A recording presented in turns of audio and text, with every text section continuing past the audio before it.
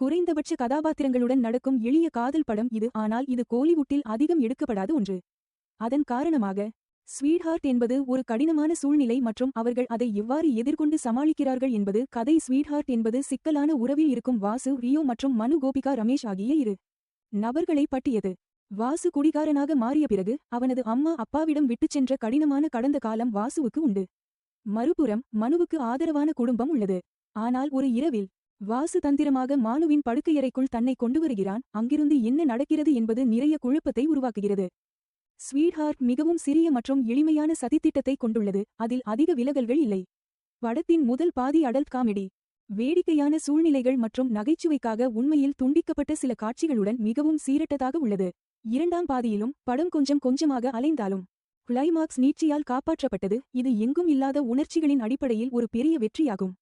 இறுதிக்கட்டத்தில் மிகச் சிறப்பாக செயல்படும் நகைச்சுவையின் பிட் உள்ளது. இது படத்தை இலகுவான, இனிமையான குறிப்புடன் முடிக்க உதவுகிறது.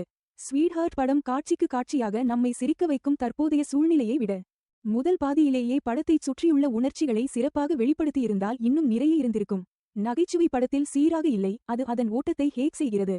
மறுபுறம் இரண்டாம் பாதியில் உணர்ச்சிகரமான காட்சிகள் நன்றாக வேலை செய்துள்ளன. ரியோ உணர்ச்சிகரமான காட்சிகளில் திறமையானவர், அதே சமயம் அவரது நகைச்சுவை நேரம் முன்னேற்றத்திற்கு இடமளிக்கிறது.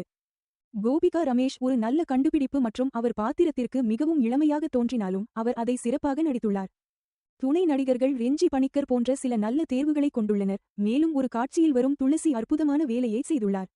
யுவன் சங்கர் ராஜாவின் பாடல்கள் அதிக உற்சாகத்தை தரவில்லை, ஆனால் அவரது பிஜிஎம் நிகழ்ச்சிகளை அதிகப்படுத்தி படத்திற்கு பெரும் உதவியாக உள்ளது. படத்தின் ட்ரீட்மெண்ட்டும் சிறப்பாக செய்யப்பட்டுள்ளது. ஒளிப்பதிவு நேர்த்தியாக உள்ளது. இருப்பினும் எடிட்டிங் மெத்தனமாக உள்ளது மற்றும் தெளிவான அணுகுமுறையை பெற்றிருக்கலாம். மொத்தத்தில் ஸ்வீட்ஹார்ட் ஒரு கடந்து செல்லக்கூடிய காதல் நாடகம்.